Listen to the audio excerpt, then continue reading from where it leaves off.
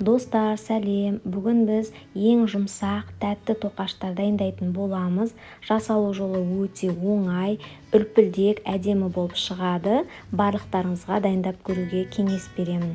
Бізге қажет ингредиенттер: ашытқы, жұмыртқа, жылы сүт, бөлме температурасындағы сары май, секер және ұн қажет.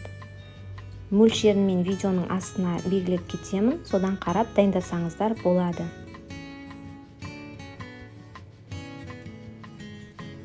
Ең алдымен біз апара, яғни ашытқы қамыр дайындап аламыз. Ол үшін біз ашытқымызға жылы сүттің аз мөлшерін құйып, және де 1-2 қасық ұн салып, біркелкі болғанша араластырамыз.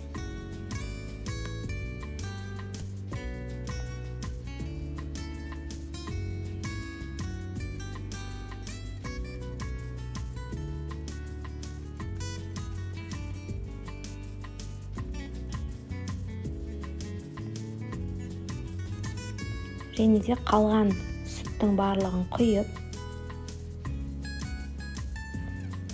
оның үстіне тағы 1-2 қасық ұн салып, және де 1 қасық секер салып, тағы да жақсылап араластырамыз.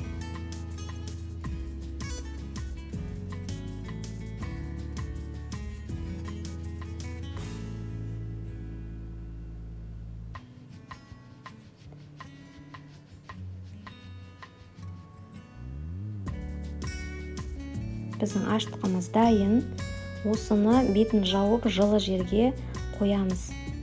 Біздің ашытқымыз 2 есе ұлғаю қажет. Міне біздің ашытқымыз дайын, 2 есе көтерілді. Келесі тестімізді дайындайтын боламыз. Ол үшін бізге 2 дана жұмыртқаға қалған секерді салып, венчиктің көмегімен жақсылап араластырамыз.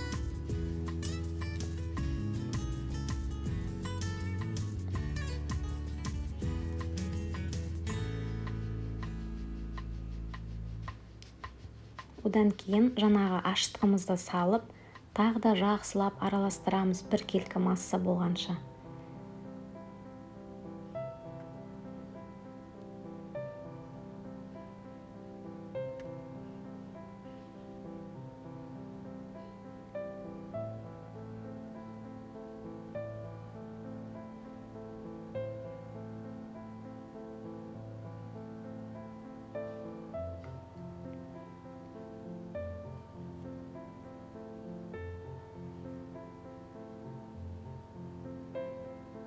Біздің массамыз дайын. Осының үстіне 2-3 бөліп ұнымызды салып, тағы да араластырамыз. Бірінші мен күрекшенің көмегімен араластырдым. Одан кейін қолдың көмегімен біркелкі қылып қамыр илейміз.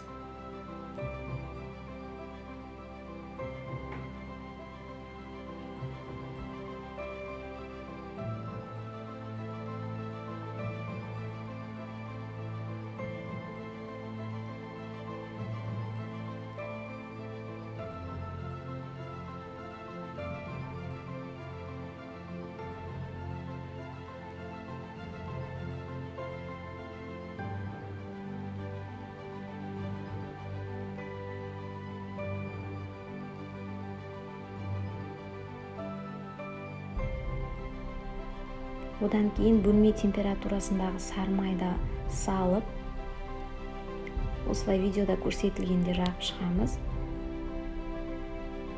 Сонда біздің тестіміз жұмсақ болып шығады.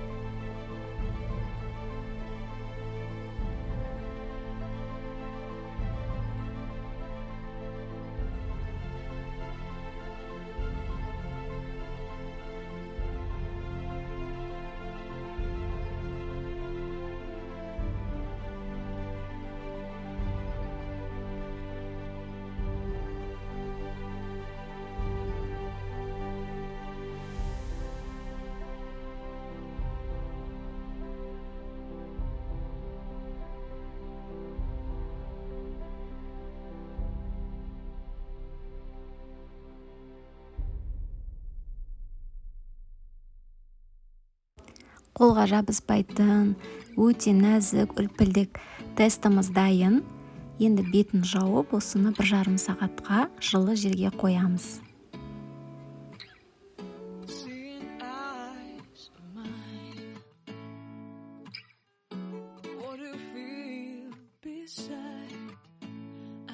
Тоқашымыздың ортасына қосылатын салмасын дайындаймыз. Ол үшін 150 грамм секерге 15 грамм корицаны қосып, жақсылап араластырамыз.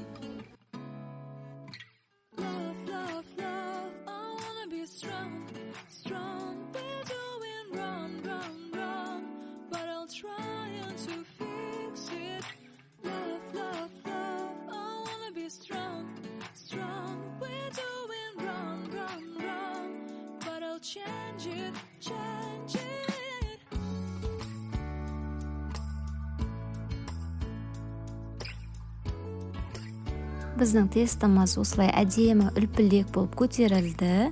Енді осыған біз квадрат формасын береміз.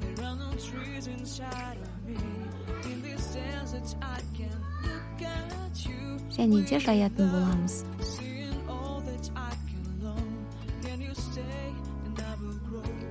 Тестіміз жабысып қалмау үшін аз мөлшерден ұн салып, жақсылап жаямыз.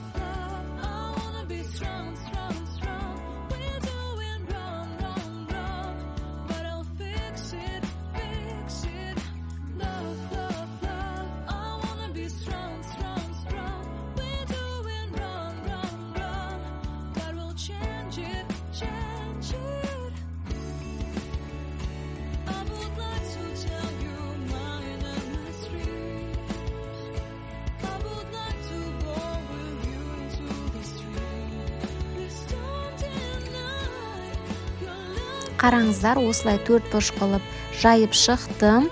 Осының үстіне бөлме температурасындағы немесе ерітілген сары майды жағамыз. Шамамен 40 грамм.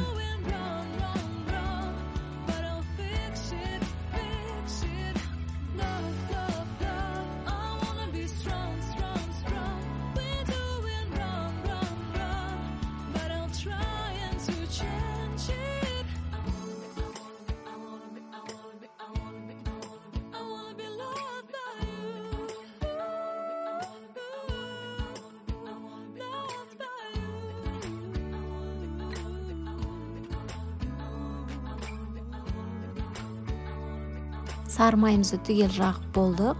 Енді үстіне салмамызды саламыз.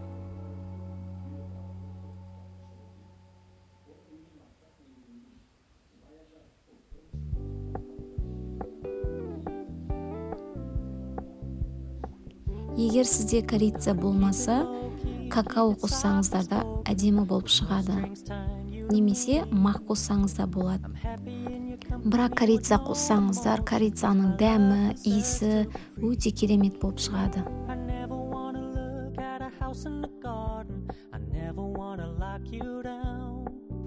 Мен үстіне тағы да секер сеуіп шықтым. Бірінші қолдың көмегімен осылай жайып шығамын, және де үстінен бастыратын боламын. Сонда біздің секеріміз, корицамыз сары майға сіңіп, шашылып қалмайтын болады.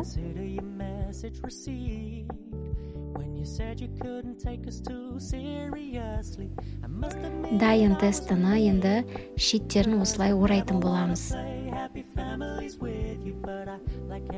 Осылай бірінші бір жағын, одан кейін екінші жағын осылай үстіне қойып шығамыз.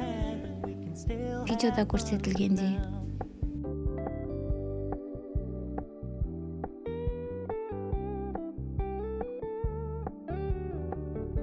Келесі бөлкелерімізді кесеміз. Шпатель немесе өткір пышақтың көмегімен менде 13 дана шықты, 13-15 дана шығады.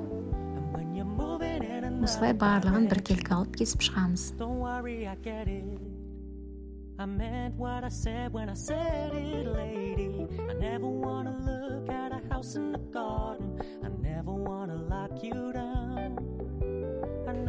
Тоқашымызды дайындаймыз. Өткір пышақтың немесе шпательдің көмегімен шетіне жетпей осылай кесіп, шаш өрген тәрізді өріп шығамыз. Осылай әдемі болып шықты. Соңғы жағын біріктіріп, және осылай орайтын боламыз. Қараңыздар, ерекше болып шықты өрілген тоқашымыз. Келесі тағы бірін көрсетейін. Шетіне жетпей осылай кесеміз 3 бөлікке.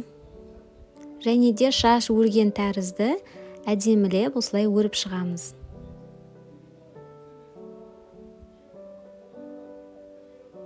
Және де соңғы жағын біріктіріп, осылай айналдырып жабыстыратын боламыз. Сонда өрілген әдемі тоқашымыз дайын болады.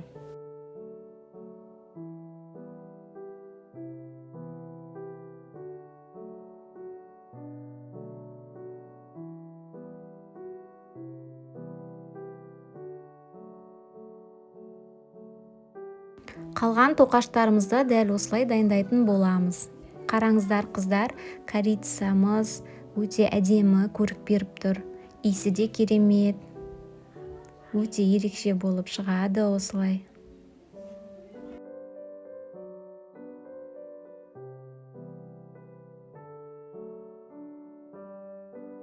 Дайын тоқашымыздың үстін осылай 10-15 минут жауып қоямыз. Біздің тоқашымыз үлпілдек болып шығады. Келесі бір дана жұмыртқаға 1 ас қасық сүт қосып, жақсылап араластырып, тоқаштарымыздың үстіне жағып шығатын боламыз.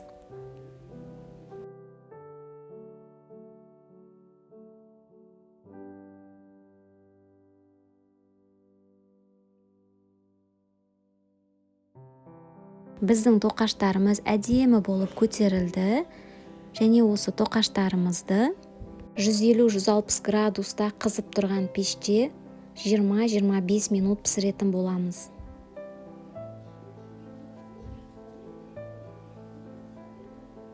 Пешті алдын ала қыздырып қойғаныңдарың жақсы. Біздің тоқаштарымыз көтеріліп әдемі үлпілдек болып шығады. Міне біздің тоқаштарымыз дайын. Иісі, дәмі өте керемет болып шығады. Барлықтарыңызға дайындап көруге кеңес беремін. Егер видео ұнап жатса, лайк басып, комментарий жазуды ұмытпаңыздар.